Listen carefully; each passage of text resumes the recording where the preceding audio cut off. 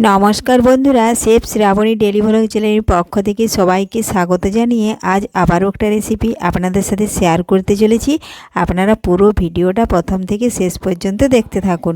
ভালো লাগলে একটা লাইক দিয়ে আমার পাশে থাকুন ও বন্ধুদের সাথে শেয়ার করে দিন। খুবই সহজ ও কম সময়ের মধ্যে ইউনিক একটা রেসিপি। চলুন তাহলে শুরু করি। তো দেখুন বন্ধুরা, প্রথমে গ্যাস ধরিয়ে আমি সাদা তেল বসিয়েছি। তেল গরম হতে থাক। আর এদিকে দেখুন আমি একদম পুকুরের টাটকা পোনা মাছ কেটে নিয়েছি, নুন হলুদ ধুয়ে মাখিয়ে নিয়েছি। এই দেখুন এখন তেল গরম হয়ে গেছে। এক একটি মাছ এখন আমি তেলের মধ্যে ছেড়ে দিচ্ছি। তার আগে যদি কোনো বন্ধু আমার চ্যানেলে নতুন হয়ে থাকেন, চ্যানেলটি সাবস্ক্রাইব করে বেল আইকন হলে সেট করে দিন সবার প্রথমে আমার রেসিপি পেতে।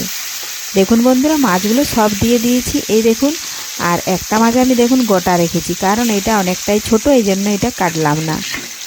এই দেখুন মাছগুলো এখন এক পাশ লাল লাল ভেজে নেওয়া পর্যন্ত আমি বেশ কিছুক্ষণ অপেক্ষা করছি। আর মাছগুলো একটু কড়া করে ভাজতে হবে।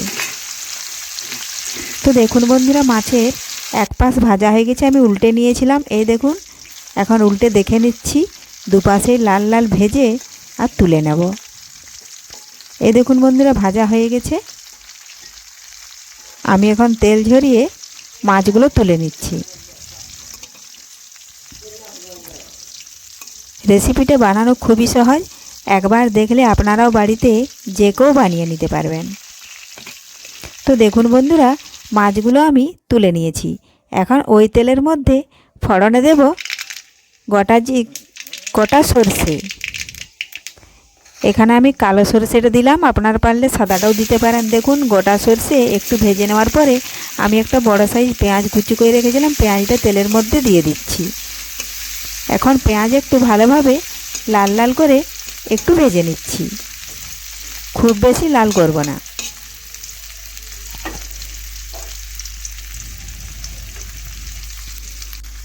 তো দেখুন বন্ধুরা, অনেকটাই পেঁয়াজ নরম হয়ে গেছে, আর বেশি লাল করব না। এখন আমি কয়েক টুকরো টমেটো কুচি পেঁয়াজের মধ্যে দিয়ে দিলাম। এখন পেঁয়াজ একটু টমেটোর সাথে আবার একটু ভেজে নিচ্ছি। দেখুন বন্ধুরা, ভাজা হয়ে গেছে। এখন আমি সিম আর আলু দেখুন কেটে রেখেছিলাম, পরিমাণ মতো দিয়ে দিলাম স্বাদ মতো লবণ। এখন ভালোভাবে পেঁয়াজ ও টমেটোর সাথে মিশিয়ে একটু ভেজে নিচ্ছি, তাতে সিমের কাঁচা গন্ধ অনেকটাই চলে যাবে। তো দেখুন বন্ধুরা, ভাজা হয়ে গেছে। এখন আমি দিচ্ছি পরিমাণ মতো হলুদ গুঁড়ো আর দেব পরিমাণ মতো লাল লঙ্কার গুঁড়ো। এখন ভালোভাবে নাড়াচাড়া করে দেখুন একটু মিশিয়ে নিলাম। লঙ্কার গুঁড়ো ও হলুদ গুঁড়ো একটু কষে নিচ্ছি।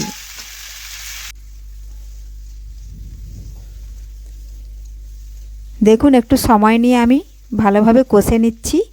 আর কষানো হয়ে গেলে দেখুন এখন দিয়ে দিচ্ছি আমি সরষে ও পোস্ত বাটা।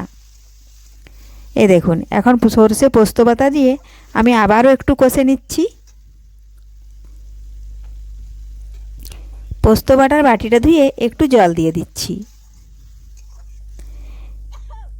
এই দেখুন, একঘেয়েমি পোনা মাছের ঝোল যদি খেতে ভালো না লাগে, তাহলে একটু মুখের স্বাদটা পাল্টে নিতে সিম ও আলু দিয়ে এইভাবে যদি রান্না করতে পারেন, দুপুরের গরম ভাতে এক থালা ভাত নিমিষে শেষ হয়ে যাবে।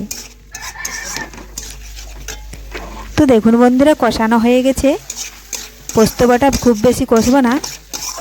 এই দেখুন এখন আমি পরিমাণ মতো ঝোলের জন্য জল দিয়ে দিচ্ছি। এই দেখুন আমি এখানে 1 গ্লাস জল দিয়েছি। এর থেকেও যদি বেশি ঝোল খেতে চান আপনারা, তাহলে আবারও হাফ গ্লাস দিয়ে দিতে পারেন। এখন আমি এই ঝোল ফুটে যাওয়া পর্যন্ত বেশ কিছুক্ষণ অপেক্ষা করছি। তো দেখুন বন্ধুরা, ঝোল ভালো মতো ফুটে এসেছে।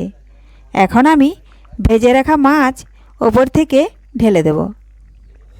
এই দেখুন ভেজে রাখা মাছগুলো দিয়ে দিলাম। এখন খুরপি দিয়ে একটু নাড়াচাড়া করে ঝোলের সাথে দেখুন মিশিয়ে নেব, দিয়ে আবারও 5 থেকে 10 সেকেন্ড ফুটিয়ে নেব।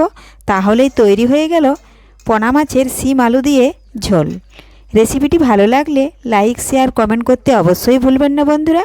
ধন্যবাদ। ফিরে আসবো আবারও কোনো নতুন রেসিপি নিয়ে।